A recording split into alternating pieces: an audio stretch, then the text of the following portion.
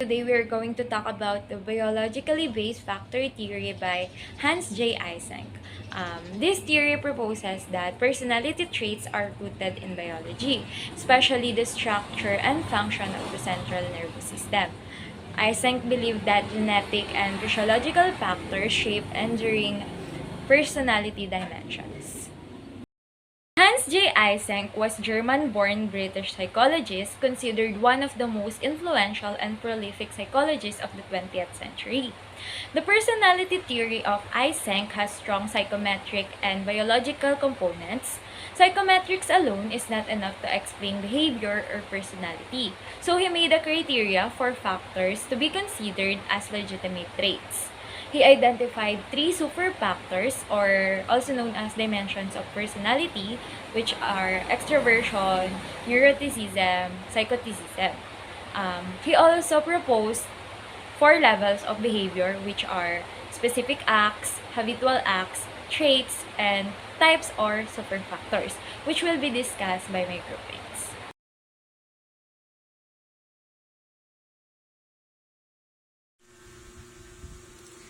So, ano nga ba yung factor theory ni Eysenck? Sinasabi sa theory na to na ang individual differences daw sa personality ng mga tao hindi lang nakabase sa psychological aspect nito. Hindi lang daw nasi-shape ang personality based on personal experiences and sa environment, but rather, malaki daw yung role na ginagampanan ng biology and genetics sa pag-shape ng personality. And naniniwala si Eysenck na ang personality ng mga tao pwede siyang i-measure through factors. Ano ba yung factor?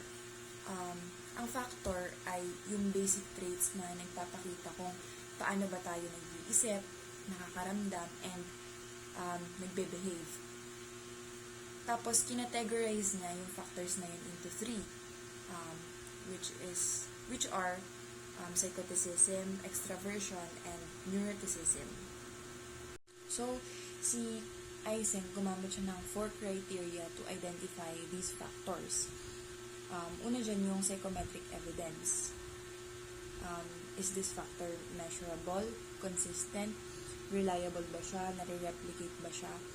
Dapat daw yung factor na to ay nag-show up clearly kapag subjected into tests, ganyan. For example, yung extroversion, diba? Na-measure siya through personality tests, ganyan, questionnaires, and there will be evidence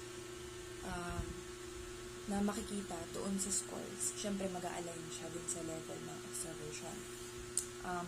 Pangalawa, yung heritability or yung extent to which a characteristic is influenced by genetics. Gamitin natin ulit ang example yung extraversion nga, di ba? Maraming research ang nagsasuggest na 40 to 60% daw ng extraversion ay influenced by genetics. Pero syempre, meron pa rin namang other factors doon. Pangatlo, yung kung nagme-make sense siya from a theoretical view. Nagme-make sense ba siya sa psychology? Dapat nagfi-fit in siya sa existing knowledge na natin sa psychology. And tutulungan tayo nitong i-explain kung bakit nagre-react ang mga tao in a certain way. Diba? For example, yung factor na neuroticism, na-explain niya kung bakit yung mga tao, they are more likely to get anxious or upset. Pang-apat, social relevance. Dapat it possess social relevance. Hindi lang theoretical na knowledge, but also knowledge na ma-apply natin sa real world. Nagmamatter ba to sa totoong buhay? Ganyan. Dapat tinutulungan tayo nitong maintindihan yung behavior ng tao in real world. Like in school or workplace or sa mga relationships, ganyan. Kung yung factor na to tutulungan tayong i-predict kung paano mag-a-act yung isang tao, then it's socially relevant. relevant.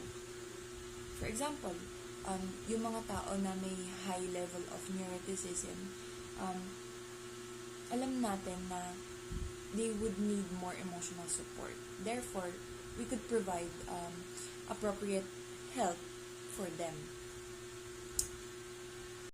So, sa theory ni Eysenck, diniscuss niya rin yung hierarchy of behavior organization. Una dito, yung specific acts or cognition. These are the individual behaviors or thoughts that may or may not be a characteristic of a person.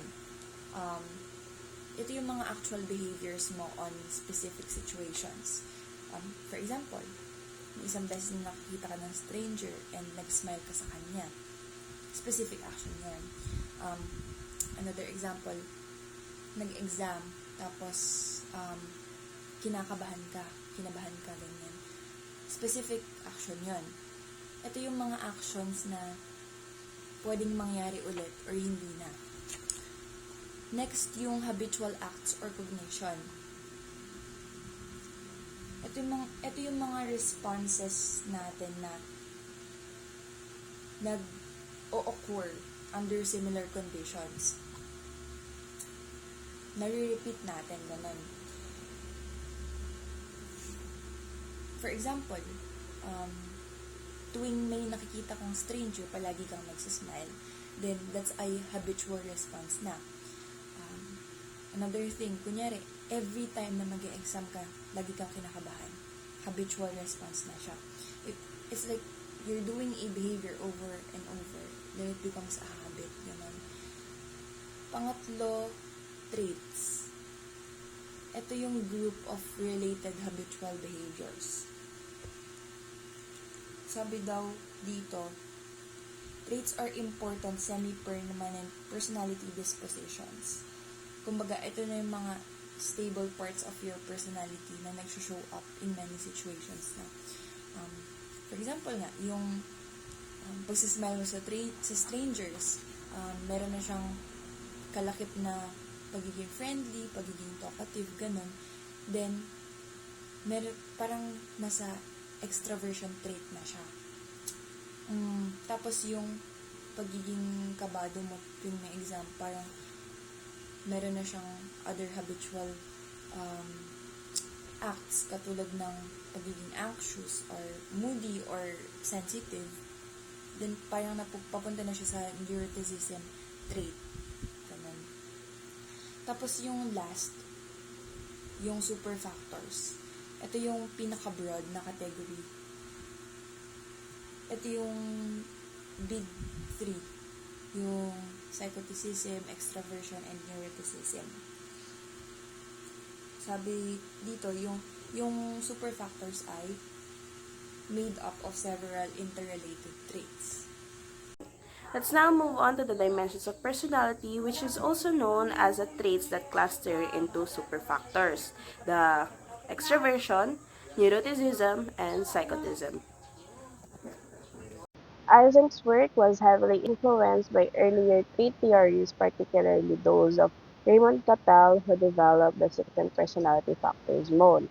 Ang pinagkaiba lang nila ay yung number of personality dimensions because they work at different levels of factoring. Yung 35 traits ni Cattell ay nagpo-fall under the third level of hierarchical structure, while yung kay Eysenck ay nagpo-fall under the fourth level. Specific acts, habitual acts, traits, and then the super factors. And sa pagkarami-rami nga ng general factors na nag-emerge, Eysenck only extracted 3 general super factors, which is the extroversion, neuroticism, and the psychoticism.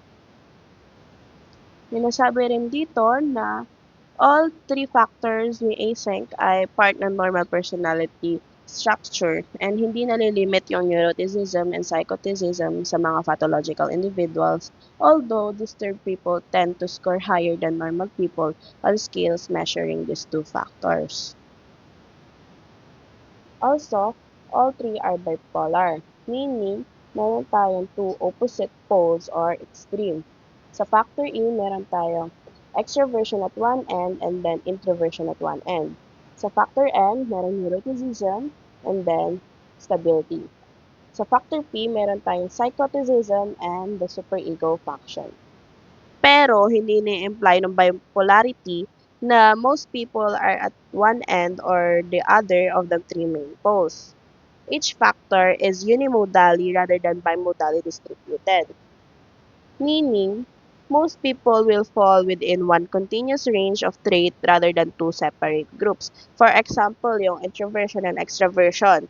Most people will fall somewhere in between rather than being only fully introverted or fully extroverted.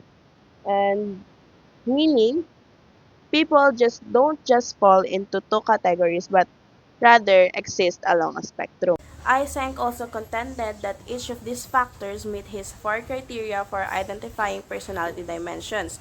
First, meron itong psychometric evidence. Second, meron itong strong biological base. Third, nagme-make sense daw siya theoretically. And then lastly, it is related to social issues such as drug use, sexual behaviors, criminality, preventing cancer and heart disease, and creativity. Let's now move on to the first dimension of personality, which is extroversion.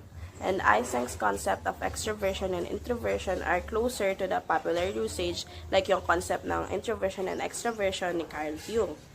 And Eysenck's and the extroverts, where extroverts are characterized by sociable, impulsive, lively, quick-witted, optimist, and other traits indicative of people who are rewarded for their association with others. Meanwhile, yung mga introverts are characterized by traits opposite ng extroverts such as quiet, passive, unsociable, careful, reserved, thoughtful, pessimistic, peaceful, sober, and controlled. And according to Eysenck, however, the principal differences between extroversion and introversion are not behavioral but rather biological and genetic in nature. He believed that the primary cause of differences between extroverts and introverts is one of cortical arousal level, which is a physiological condition that is largely inherited rather than learned. Cortical arousal level refers to the activation state of the cerebral cortex which influences the alertness, attention, and responsiveness ng isang tao. And sabi dito, ang mga introverts ay mayroong higher baseline cortical arousal, making them more sensitive to stimulation and preferring quieter environments. Meanwhile, yung mga extroverts ay mayroong lower baseline arousal, leading them to seek external stimulation to maintain an optimal level of alertness. For example, isang introvert at isang extrovert ang umattend ng isang party. Yung introvert ay mayroon ng high cortical arousal, meaning their brain is already highly stimulated. And because of this, they will find the noise, conversations, and lights overwhelming and prefers quieter interactions with a small group. Meanwhile, yung extrovert ay meron namang low cortical arousal, meaning their brain seeks additional stimulation to feel engaged. They thrive in a party environment, moving from group to group, enjoying loud music, and actively seeking conversations. In short, Eysenck was arguing that people seek out, prefer, and perform best in environments that match their natural arousal levels. And makikita nyo sa baba, in figure 14.3, is a version of a figure drawn by Eysenck to depict this relationship. Yung hedonic tone is referred to as the subjective feelings of the person in the situation, either positive or negative. Next naman po ay yung sa neuroticism. People who score high often have a tendency to overreact emotionally and to have difficulty returning to a normal state after emotional arousal. Kapag mataas daw ang score ng isang tao sa neuroticism, madali ka maapektuhan ng mga bagay-bagay o stress. Parang maliit na bagay pa lang, problemado na yung tao. They often complain about physical symptoms such as headache and backache, of vague psychological problems such as worries and anxieties. So, kapag mataas nga yung neuroticism mo, characterized siya ng anxieties. And yung mga anxieties na yun, pwede siyang mag-manifest to physical na sakit, tulad ng kapag masakit yung back mo or yung head kung may headache ka. People who can score high on neuroticism and be free of any debilitating psychological symptoms. Sabi ni Hans Eysenck dito, hindi naman porke mataas yung neuroticism score ng isang tao ay may psychological condition siya. Madalas, yung mga ganitong kind of individuals, nakakapag-function pa din sila on a daily basis. Medyo may pagka-sensitive, medyo mas sensitive nga lang sila emotionally. The way neuroticism manifests can depend on other personality factors, especially extraversion. Depende din sa other personality factors yung pagmamanifest ng neuroticism sa isang individual. Halimbawa, introvert yung isang tao, tapos mataas yung neuroticism. So, may tendency na anxious siya, pero tahimik lang. Or, pwede naman, kapag extrovert yung isang individual, tapos may mataas yung score sa neuroticism, mayroong pagka-impulsive or aggressive minsan.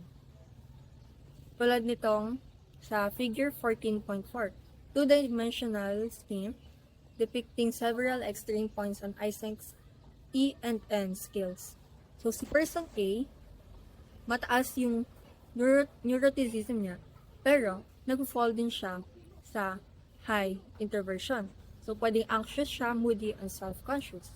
Si person B naman, high neuroticism siya, and nasa average lang yung introversion niya, or extroversion. Nandun siya sa may stability side. So, pwede siyang emotional, maybe a little, slightly dramatic, or hysterical. Si person C naman, high pa din siya sa neuroticism, pero extrovert na siya. So, pwedeng si person C ay emotional din, possibly impulsive or aggressive siya. However, dito naman kay person B, kapag introverted ka and nasa average stability, pwedeng shy or quiet ka lang, but emotionally steady. Si person E naman, nag-fall siya dito sa very introverted and then very stable din. So, sana all, person C. So, pwedeng calm, quiet, and emotionally strong itong si person E. Next, psychoticism. High P scorers are often egocentric, called non-conforming, impulsive, hostile, aggressive, suspicious, psychopathic, and antisocial. So, halos lahat ng negative traits nasa kanya.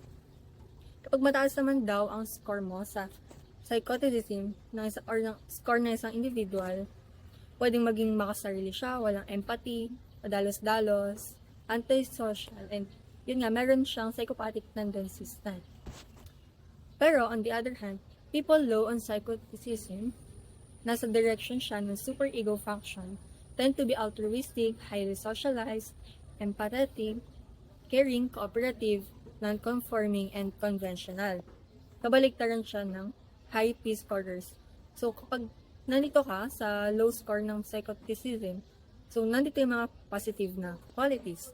Maalalahanin, mabait, ayan, may malasakit sa iba, cooperative, pero mga traditional na people. This model also suggests that people who score high in psychoticism and who are also experiencing levels of stress have an increased chance of developing a psychotic disorder. So, ayon sa theory ni Eysenck, pag mataas daw yung psychoticism na isang individual, tapos nasabayan pa ng stress, malaki daw yung chance na magkaroon ka ng psychotic disorder. Pero kung mababa naman, kahit may stress sa buhay mo, malakas yung resistensya mo towards doon. So, madali ka nakakapag-cope sa mga problems in your life. Figure 14.5, three-dimensional scheme depicting one's individual scores on each of Eysenck's major dimensions of personality. So, ito na yung parang combination ng tatlong dimensions of personality ni Eysenck. Imagine niyo yung figure na to ay dalawang corner siya na nagmi-meet sa floor. So, itong mga solid lines na to, sila yung sahig saka yung walls. Yung psychoticism daw, independent siya to in extraversion and neuroticism. Pero kaya siyang i-demonstrate ng 3D figure na to. So, yung neuroticism and stability, nandito sila sa bandang gitna, bandang center ng wall, papunta sa floor. So, the more na mataas yung neuroticism, palayo siya dun sa base ng figure. Dito naman, however, yung introversion and extroversion, parang nakapa-atras sila dun sa wall. So, kapag introversion or extrovert ang individual, pag introvert, medyo nakapa-atras, atong sa may line na to, pa-atras siya, and then extroversion, naka-forward. And then, itong psychoticism and superego, same as yung introversion, si superego, naka-pa-backward, si psychoticism, yung side ng wall. So, si person F daw, mataas siya sa superego. So, ibig sabihin, mabait, malasakit, yun ang sumusunod sa mga rules. And then, mataas din siya sa extraversion. Pwede siyang sociable, outgoing, mga ganun. Like, hindi na ubusan ng social battery, ganun. And nasa gitna lang siya ng neuroticism and stability. So, hindi siya masyadong praying, or hindi din masyadong super steady. So, sakto lang.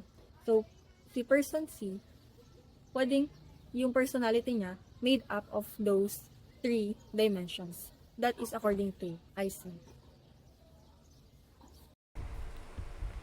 So for the measuring personality, Eysenck developed 4 major inventories or measurement instruments for the 3 major super factors known as PEN, or yung psychoticism, extroversion, and neuroticism. For the first one is the Maudsley Personality Inventory, or MPI, during 1959. It was his first major attempt to measure personality dimensions. Tapos, it focused exclusively on measuring only extroversion and neuroticism. And it was not that reliable since it showed a significant correlation between the E and N factors. The next one is the Eysenck Personality Inventory, or EPI, during 1964. It was a response to the limitations of the previous version, and it achieved statistically independence between the extroversion and neuroticism dimensions, which had a near zero correlation. Tapos, nag-add siya ng Lie scale, which was incorporated to detect social desirability bias and response falsification. There was also a junior EPI which was developed a year after.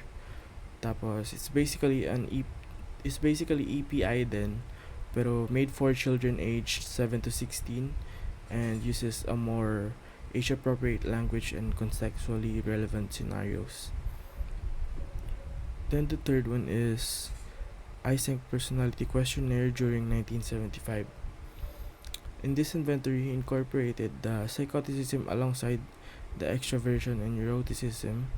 Tapos, maintain niya dito yung Lie scale for validity assessment. It included 90 items and is available for both adult and junior version. Then lastly is the Eysenck Personality Questionnaire Revised. As the name suggests, it is just a refined version ng previous one, and in-address lang dito yung criticism toward the psychometric properties ng P scale or yung psychoticism, which were low internal consistency, restricted score range, tsaka high skewness. Tapos, dinagdagan nila yung number of P scale items, which I believe from 90 items, ginawa nilang 100 items overall.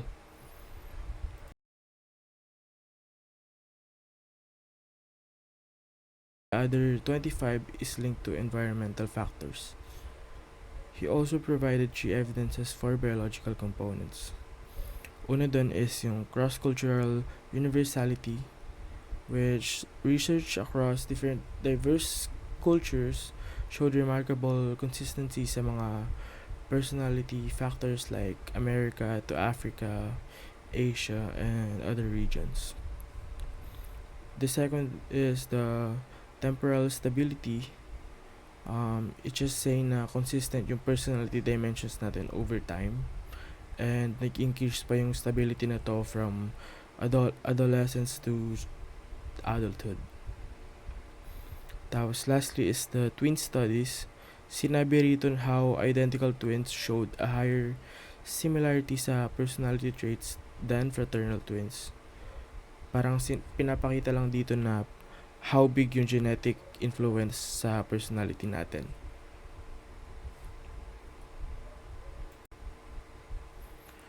Dito naman sa figure na to, to make things short, it's basically how personality works from DNA to social behavior.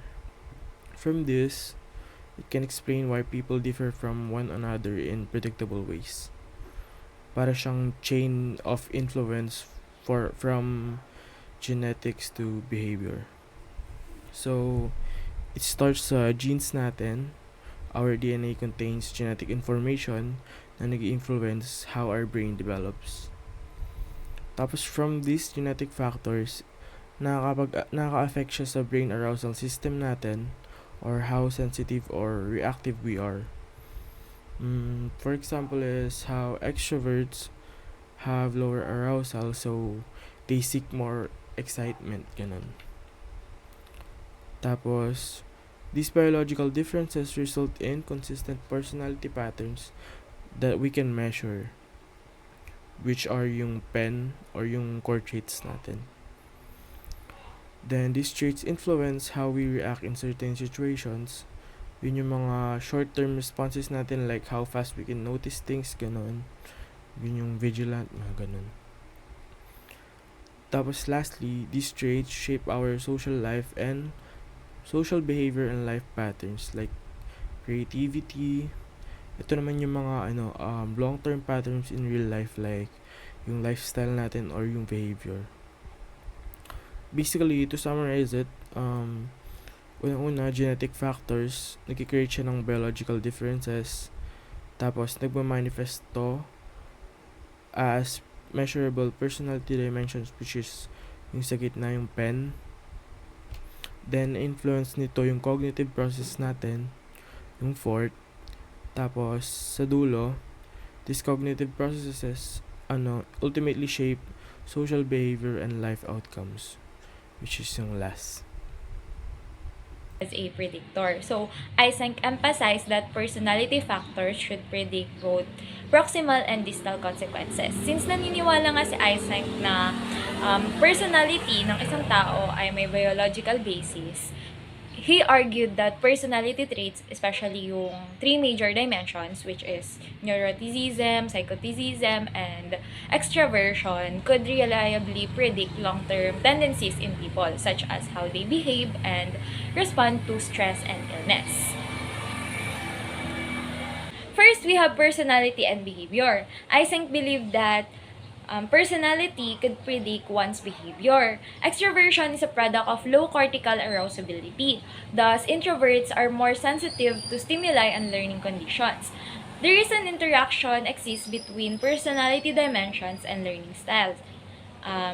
Yung mga study daw before, kaya daw sila nagfe-fail na maipakita yung difference in learning kasi nga hindi nila nako-consider or nakikater yung personality factors. Ang prediction kasi, extroverts prefer active and social environments, while yung mga introverts, they prefer quiet and less stimulating environments. So, pagdating sa pag-aaral, extroverted students perform better with discovery-based learning, like group projects, kasi they are able to cooperate and collaborate with others.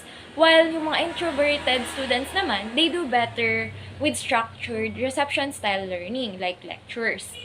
So, sa pagdating naman sa psychoticism, yung mga tao na may mataas na score in psychoticism, they are associated with genius and creativity because of their persistence and ability to resist criticism. Ang prediction dito, kapag mataas yung score ng psychoticism, they may show rebelliousness, nonconformity, and increased creativity, but also aggression and antisocial behavior.